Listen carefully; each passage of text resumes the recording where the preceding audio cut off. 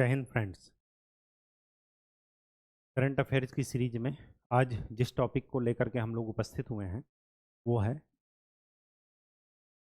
बहुत ही ज्वलंत मुद्दा, अभी जो न्यूज में था, और उसी न्यूज से रिलेट करके हमने वर्ल्ड लेवल पर इसका विस्तार कर दिया। तो आज हमारा जो टॉपिक है वो है क्या? विश्व की प्रमुख नहरें, कैनाल्स।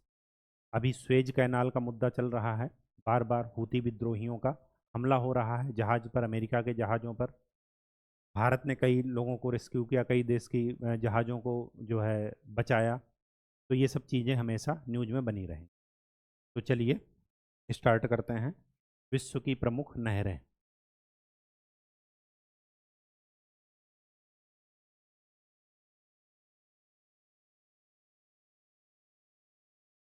मैप में ही ये टॉपिक तैयार करेंगे तो ज़्यादा अच्छा रहेगा। तो चलिए मैप से ही स्टार्ट करते हैं। फिजिकल मैप देख लेंगे तो ज़्यादा अच्छा है, बाकी पॉलिटिकल मैप से भी अगर देख सकते हैं तो पॉलिटिकल मैप में भी आपको चीज़ें नज़र में आएंगी। ये हमारे पास पॉलिटिकल मैप है, अभी फिजिकल मैप अवेलेबल नहीं है, इस वजह से पॉलिटिकल मैप से ही आपको काम चलाना पड़ेगा।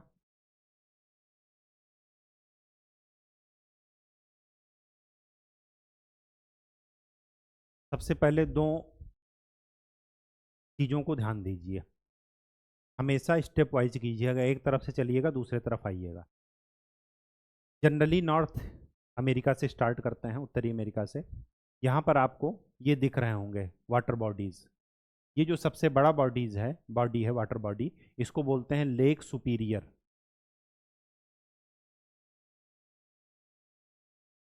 फिर है लेक मिशिगन। फिर है लेक ईरी।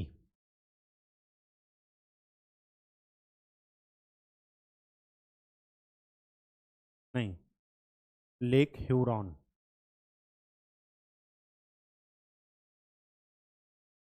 लेक ह्यूरॉन से यहाँ पर नीचे है लेक ईरी, और फिर इधर है सबसे लास्ट में पूरब की side lake Ontario.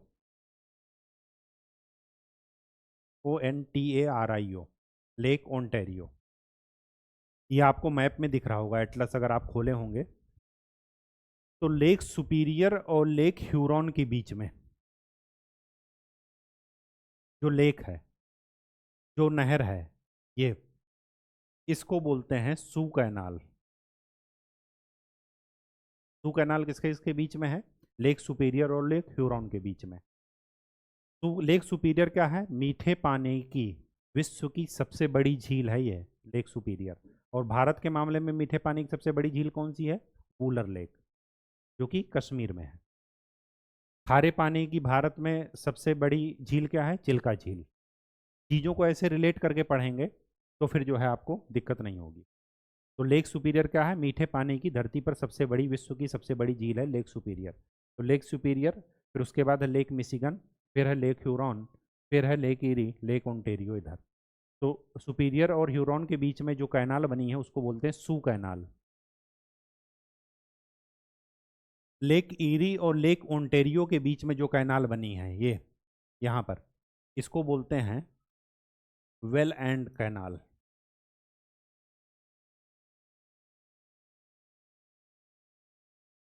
Lake Erie to Lake Ontario. तो सू कैनाल किसके इसके बीच में है? सुपीरियर और ह्यूरॉन के बीच में। और ईरी और ओंटारियो के बीच में है वेलैंड। मिशिगन और ईरी के बीच में जो कैनाल है उसको बोलते हैं ईरी कैनाल। मिशिगन और ईरी के बीच में, इनके बीच में जो कैनाल है उसको बोलते हैं क्या? Eerie canal. ईरी कैनाल, ठीक। तो ये तो हो गया नॉर्थ अमेरिका। नॉर्थ अमेरिका और साउथ अमेरिका के बीच में एक कंट्री यहाँ पर पड़ेगी जहाँ पर 27 नंबर लिखा है, ये है पनामा। यहाँ से यहाँ के बीच में एक नहर है जिसको बोलते हैं पनामा नहर, पनामा कैनाल। पहले इस पर यूएसए का अधिकार था, फिर कौन हो गया? किसका अधिकार हो गया? फिर हो गया पनामा का ही अधिकार हो गया। ये किसको किसको जोड़ रही है? इधर है कैरेबियन सी, अगर आप मैप में देखेंगे, और इधर है क्या? पैसिफिक सी। तो कैरेबियन सी को और पैसिफिक सी को जोड़ने के लिए जो नहर बनी वो उसको बोलते हैं पनामा कैनाल। ये हाल फिलहाल न्यूज में 1-2 साल से इस वजह से भी है क्योंकि प्राकृतिक चीज़ों के कारण, प्राकृतिक आपदाओं के कारण मानव का हस्तक्षेप प्रकृति में इतना ज़्यादा हो गया है कि यहाँ पर वाटर का लेवल क्या हो गया है, कम हो गया है। जब वाटर का लेवल कम हो गया है तो ज़्यादा भारी जहाज अगर जाएंगे तो वो नीचे तली पर बैठ जाएंगे, धंस जाएंगे दलदल में। तो क्या है, यहाँ पर रिस्ट्रिक्शन हो गया है कि आप इतने से ज़्यादा सामान, इतने टन से ज़्यादा सामान जहाज पर नहीं लाद कर ले जा सकते। इसके बारे में इंटरेस्टिंग फैक्ट एक चीज़ और याद रखिएगा कि ये कब से शुरू है। 15 अगस्त 1947 को भारत आज़ाद हुआ है और 15 अगस्त 1914 से ये चालू हुई है। 1914 याद रखिएगा, वो फर्स्ट वर्ल्ड वार का टाइम है। 1914 में ही फर्स्ट वर्ल्ड वार स्टार्ट हुआ है, तो 15 अगस्त 1914 से ही ये स्टार्ट हुआ। यूएसए का पहले इस पर कंट्रोल था, फिर 2000 में 2000 सन में पनामा का इस पर कंट्रोल हो गया, यूएसए ने पनामा को हैंड ओवर। ठीक है, यहाँ पर एक चीज़ और ध्यान में रखिएगा कि ये दो वाटर बॉडीज़ को तो जोड़ती है, कैरिबियन और पैसिफिक को। अगर ये ना जोड़ती तो जहाज को ऐसे घूम करके जाना पड़ता इधर। तो ये बहुत ही शॉर्टेस्ट रूट प्रोवाइड करती है, बिजिएस्ट कैनाल है। ठीक है, दो ही कैनाल दुनिया में बहुत बिजिएस्ट हैं, एक स्वेज और एक ये। और दोनों का इंपॉर्टेंस इसी वजह से है क्योंकि इन्होंने बहुत ही शॉर्टकट रूट, इतना ज़्यादा ईंधन बचाया, ईंधन भी समय भी। अदरवाइज पूरे महाद्वीप को घूम करके जाना पड़ता था, इधर पूरा दक्षिणी महाद्वीप को और इधर पूरा अफ्रीका को घूम कर जाना पड़ता था। ठीक है, यहाँ पर आपको एक ध्यान में ये रखना है कि पनामा कैनाल के बीच में ही एक लेक पड़ती है। उस लेक का नाम क्या है, यहाँ पर लिखिए। हाँ, लेक गाटुन। क्या करते हैं, क्या कहते हैं इसको, लेक गाटुन।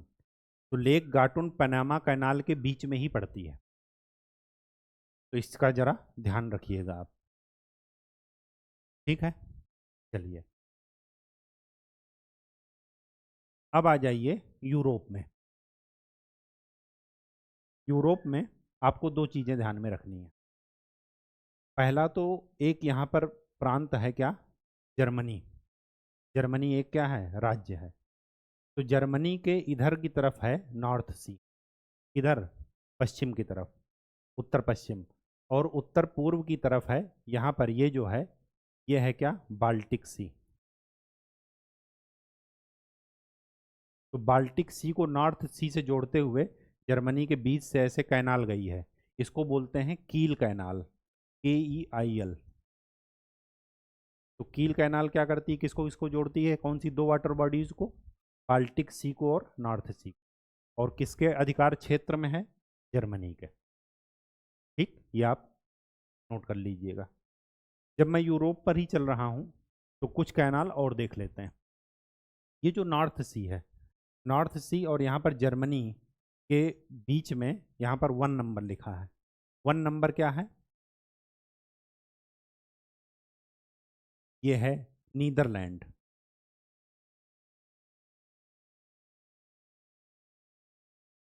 वन देखिए, नीदरलैंड ही लिखा है। और नीदरलैंड के नीचे क्या है, बेल्जियम। 2 क्या है, बेल्जियम।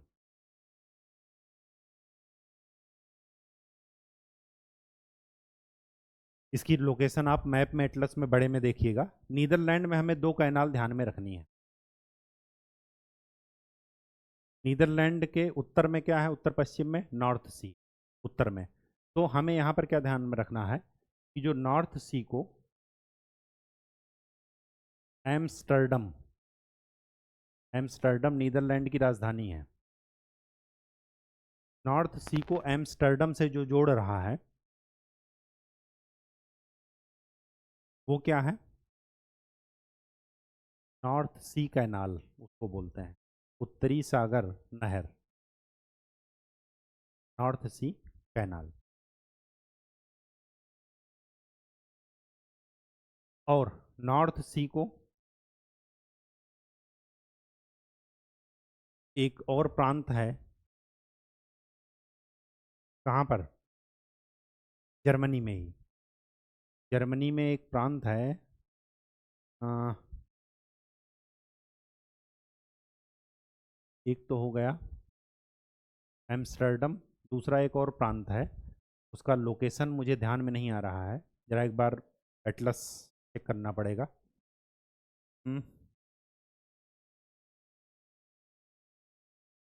इसमें तो लिखा नहीं है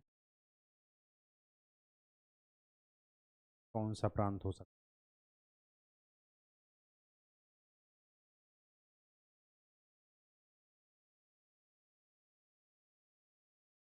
है। एम्स्टर्डम हो गया, हाँ, रॉटरडम।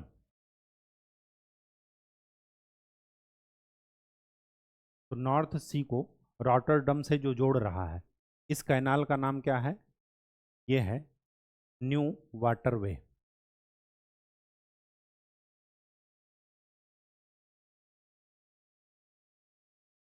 तो ये दोनों किस में हैं? नीदरलैंड में।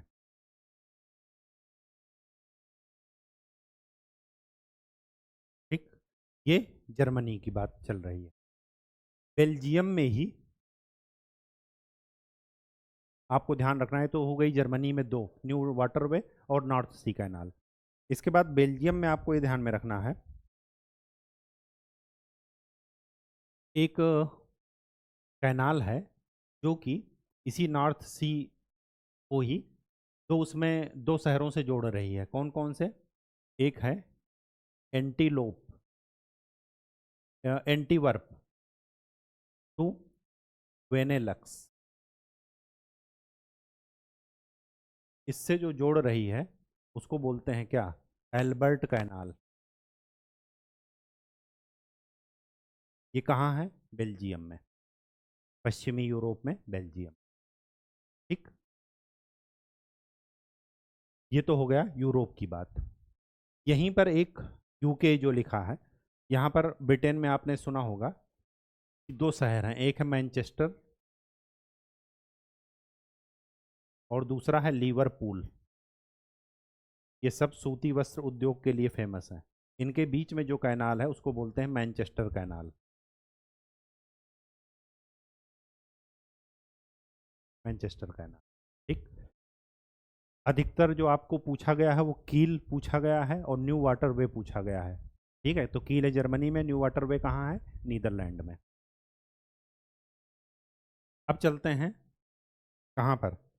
अब चलते हैं यहाँ पर, रसिया में। ये है कैस्पियन सी। कैस्पियन सी पर एक नदी गिरती है, वो है वोल्गा। और यहाँ पर है एजोव सी, ये जो यूक्रेन से जस्ट नीचे, क्रीमिया के और ये रसिया के बीच में, ये क्या है यहाँ पर? एजोव सी।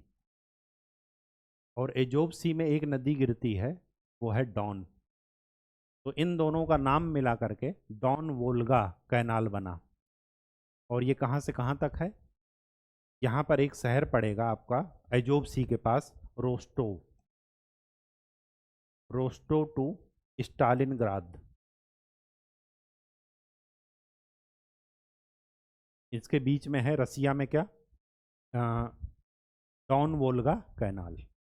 ठीक है, डॉन नदी कहाँ गिरती है? सी ऑफ अजोव में। और वोल्गा कहाँ गिरती है? कैस्पियन सी में। ये जरा ध्यान में रखिएगा। ठीक है, चलिए अब चलते हैं अपने फेमस कैनाल पर, जिसको बोल रहे हैं क्या? Suez canal.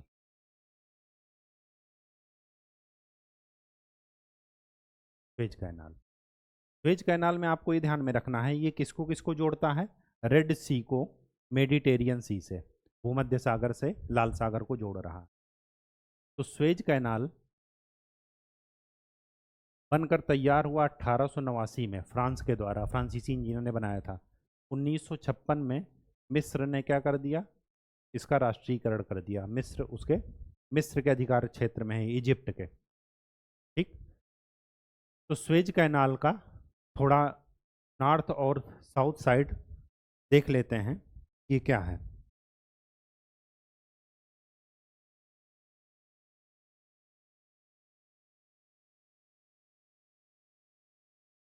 यहाँ पर नॉर्थ साइड में स्वेज कैनाल में जो बंदरगाह पड़ता है उसको बोलते हैं पोर्ट स्वेज। क्या बोलते हैं? पोर्ट, सॉरी, पोर्ट स्वेज नहीं, पोर्ट सईद। ये है सुएज कैनाल। यहाँ पर जो उत्तर साइड में भूमध्य सागर में पड़ता है वो बनता है पोर्ट सईद, और यहाँ पर जो साउथ साइड में मतलब रेड सी में जो बंदरगाह है उसको बोलते हैं पोर्ट सुएज। हमें यहाँ पर एक चीज़ और ध्यान में रखना है, क्या? जैसे पनामा में हमने बताया कि एक लेक पड़ती है गाटुना, वैसे ही यहाँ पर 3 लेक पड़ती हैं। वो 3 लेक नॉर्थ से साउथ आपको क्रम ध्यान में रखना है।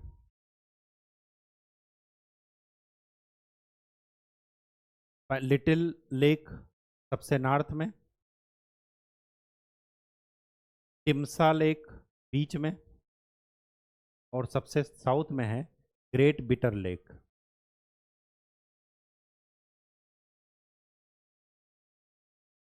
हर जगह जब भी गर्मी पड़ेगी, जब भी प्राकृतिक सूखा, ज़्यादा बारिश होगी, सूखा पड़ेगा, तो इसमें पानी की मात्रा कम होगी, और जब पानी की मात्रा कम होगी तो या व्यापार पर, यातायात पर प्रतिबंध लगेंगे ही लगेंगे।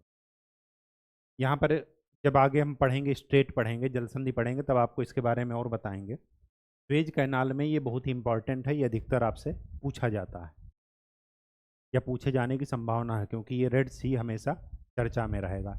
इजराइल की वजह से, हूती विद्रोहियों की वजह से, कभी ईरान की वजह से, कभी यमन के हूती विद्रोहियों की वजह से ये हमेशा चर्चा में रहेगा ही रहेगा। तो ज़रा इसको ध्यान में रखिएगा, ठीक है? तो ये क्या है? विश्व की प्रमुख नहरें हैं, ठीक। अगर कल का आपको लेक्चर ध्यान हो तो कल हमने क्या बताया था? जो भी विश्व की जनजातियां हैं, एक बार यहीं पर रिवाइज कर लेते हैं। एस्कीमो जो बर्फ से ढके रहेंगे, ग्रीनलैंड और डेनमार्क, वो डेनमार्क का ग्रीनलैंड और कनाडा, रसिया के ऊपर भी साइबेरिया की तरफ। ये यहाँ पर क्या है? Red Indians. यहाँ पर एक और है, दौसा, और सॉरी हैदा करके है। और यहाँ पर क्या है? रेड इंडियंस में जो इसका आवास है वो क्या है? टीपी। यहाँ पर इनका आवास स्कीमो का क्या था? इग्लू।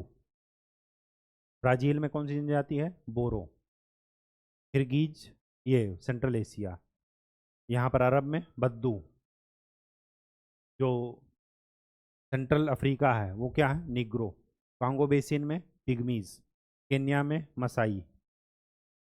कालाहारी में बोत्सवाना के पास बुशमैन। साउथ अफ्रीका में 2 हैं, एक इंकाथा और एक दूसरा था जुलू। जुलू का निवास स्थान क्राल, KRAWL। यहाँ पर क्या था? ऑल, AWL, काकेशस पर्वत के पास। इनका जो है निवास स्थान क्या था? किसका? खिरगीज का और कज्जाक का। इनका निवास स्थान जो युर्ट, YURT, पशुओं के खालों से बनाया जाता था। इजबा रसिया में है, वो भी क्या है? पशुओं के वो पशु खालों से या रंगीन दीवारों में चित्र बनेंगे पिरामिड जैसे। और टुंड्रा में कौन सी जनजाति थी? यूकाधिर और तर्रार, ठीक है, वो साइबेरिया में थी। टुंड्रा में यहाँ पर एक मैं बताना भूल गया था, वो भी लिख लीजिएगा। टुंड्रा प्रदेश में याकू, ये जनजाति है टुंड्रा प्रदेश में। वेदास कहाँ था? श्रीलंका में। सेमांग मलेशिया में। आइनू जापान में। और न्यूजीलैंड में कौन था? माओरी। तो चीज़ें ज़रा एक दूसरे से इंटरकनेक्टेड है। जब भी आप वर्ल्ड मैप में किसी भी, जैसे आपने जनजाति पढ़ी तो उस समय आपने ये पढ़ लिया, अगर क्या कैनाल, तो वहीं पर कैनाल को रिवाइज कर लीजिए। यहाँ पर पनामा लेक, गाटूना। यहाँ पर सू कैनाल, किसके किसके बीच में? सुपीरियर और ह्यूरॉन के बीच में। मिशिगन और ईरी के बीच में ईरी कैनाल। ईरी और ओंटारियो के बीच में वेलैंड कैनाल, ठीक। सुएज कैनाल बताई दिए। यहाँ पर कील कैनाल, नीदरलैंड में 2 थी, एक नॉर्थ सी कैनाल और दूसरी क्या थी? जो नॉर्थ सी से एम्स्टर्डम जा रही, दूसरी थी नॉर्थ सी से रॉटरडम, वो क्या थी? New waterway. मैनचेस्टर से लिवरपूल, मैनचेस्टर कैनाल, वो UK में है, ठीक है, यूनाइटेड किंगडम। बस आज के लिए इतना ही। नेक्स्ट लेक्चर में हम लोग एक नए टॉपिक के साथ मिलेंगे। तब तक के लिए खूब अच्छे से पढ़ाई कीजिए, मेहनत कीजिए और प्रीवियस ईयर क्वेश्चन जरूर ध्यान से देखते रहिए। धन्यवाद।